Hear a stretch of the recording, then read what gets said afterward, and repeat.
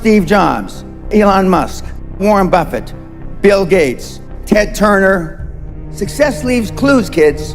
I just named 5 of the greatest names in business in the last 150 years. And they all have one thing in common. They're ball busters. They're hard as nails. Where does that leave you? When you grow up, you tend to get told that the world is the way it is, and your life is just to live your life inside the world, try not to bash into the walls too much, try to have a nice family life, have fun, save a little money. But life, that's a very limited life. Life can be much broader once you discover one simple fact, and that is everything around you that you call life was made up by people that were no smarter than you. And you can change it, you can influence it, you can build your own things that other people can use. And the minute that you understand that you can poke life and actually something will, if you push in, something will pop out the other side, that you can change it, you can mold it. That's maybe the most important thing, is to shake off this erroneous notion that life is there and you're just going to live in it, versus embrace it, change it, improve it, make your mark upon it. I think that's very important. And however you learn that, once you learn it, you'll want to change life and make it better, because it's kind of messed up in a lot of ways. Once you learn that, you'll never be the same again. I still work 50, 60 hours a week, and I haven't had to work in 35 years. You're not willing to do anything. You're not willing to sacrifice anything to be a high-performance person. I don't want to be like that. No, most people don't. I want to be liked. Yeah, well, see, you want to fit in. I'm the only speaker that you're ever going to hear that really, with all his heart, doesn't give a shit. If I leave here you liking me, I did something wrong. Well, the most important thing is self-esteem.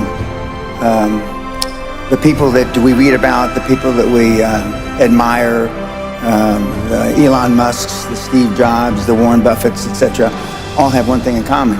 They have extremely high self-esteem. Of course, you've heard me say this before, self-esteem is built the first 7 or 8 years of life. And unfortunately, we're with our parents the first 7 or 8 years of life. Ergo, we don't have too much high self-esteem. But to build high self-esteem, and the way you build high self-esteem, if you're 25, 35, or 45, is to be around, surround yourself with other people that have high self-esteem. Show me your friends and I'll show you your future. And so you can reverse your childhood by who you associate with. How do you do that? Well, you find people that are where you want to be, but they're already there. You're 22 years old, you're 32, you're 41 years old, and there's a guy or a gal who's 45 years old who is where you want to be. They've accomplished a lot of things. If you're into, they're saving the world, they're using their money for good causes, go associate with those people, be around those people. And they're easy to find, but they're not going to knock on your door. They're not going to come to your apartment or your flat and ask you, oh, can I help you? I had self-esteem. I didn't know till I got grown up and was an adult that everybody didn't have self-esteem. I didn't understand that. I didn't realize that everybody didn't have self-confidence. I didn't realize that everybody didn't have self-worth. Gallup did a poll in 2016, worldwide, 87.6% of all the people on the planet. We'll just round it off. 87% of everybody that walks the face of the earth, 7.65 billion people, are unhappy. The high-performance people, the one thing that they all have in common is they're hungry. Hungry for a better life. Hungry for change. Hungry for the tough love their parents didn't give them. So is that what it needs? You have to be hungry, you need to feel the pain? Growth only comes through pain. No pain, no gain. It's the same in life. If love got the job done, you wouldn't need podcasts, you wouldn't need seminars. It doesn't. Tough love gets the job done. But being liked doesn't get you a raise when you're working for wherever you're working for. Efficiency, accountability. Most people that come to seminars are there because they weren't held accountable when they were growing up.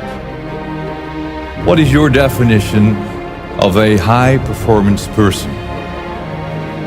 Being all that you can be every day. 24/7, 365, being all you can be. I asked the question a couple days ago. How many of you can raise your hand with, how many of you have kids? Don't raise your hand now. How many of you would like to have your kids grow up just like your parents? You know the answer, don't you? Close to zero. Because they were shitty role models. I'm not going to ask the second question. How many of you would like your kids to grow up and be like you? But being a high-performance person is a full-time job. I'm like this when I wake up in the morning to brush my teeth. I'm like this when I brush my teeth before I go to sleep. I'm like this 24/7, 365, and I've been like this for the better part of 50 years. I'm always like this. I'm always pushing the edge of the envelope. But the sun is going to gobble up the earth in about between 7 and 11 billion years. Although I'm planning on living a long time, I'm not going to live quite that long. But just work hard. I don't know any other thing than hard work. And hard work is out of favor now. It just is. But I'm a dying breed. I'm a Neanderthal. I understand that. I'm sad to say that because I know it's a sad commentary for the human race. Because you're not willing to make any sacrifices to be high performance. I still work 50, 60, I don't consider it work. I still work 50, 60 hours a week. And I haven't had to work in 35 years. So the bottom line, you're not willing to do anything. You're not willing to sacrifice anything to be a high-performance person. It sounds strange in hindsight. I found making $450 million easy. Easy. And I wanted to do something more with my life. And so when I got into the financial coaching, I wanted to change the fabric of financial coaching, which I have. And I wanted to be known as, and now that's what they call me, the greatest of all time. But this was just me flapping my mouth 25 years ago. Now I am the greatest of all time, vis-a-vis creating wealth through people like yourselves. And I wanted to leave that legacy. And I wanted people, like I'm from the barrio, I'm from a real rough background, been in jail 5 times, did a lot of ugly things. But I'm glad it happened to me because I know what the other side, like some of you have never been kicked in the teeth. I know what it is to be kicked in the teeth and my teeth be on the pavement. I know what that feels like.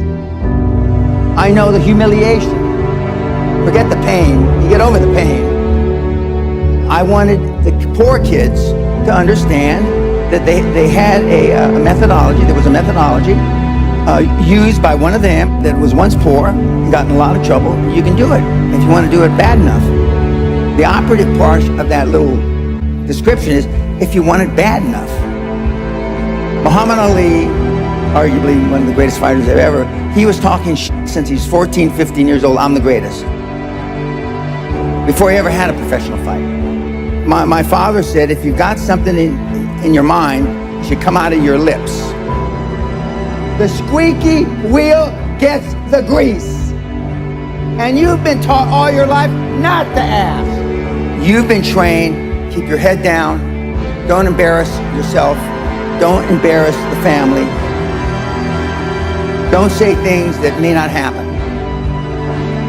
And I do just the opposite. I tell you to set goals beyond your lifetime. I tell you to set goals as soon as humanly possible. When kids come to me, they want to make 1 million, 10 million, and then when they've made 100 million, they say, Mr. Pena, we would have never, ever dreamt that we could create 100 million until we met you. You will never exceed your highest expectation. You will never exceed your highest, craziest thought. Never. That's a guarantee. But kids, you can have whatever you want.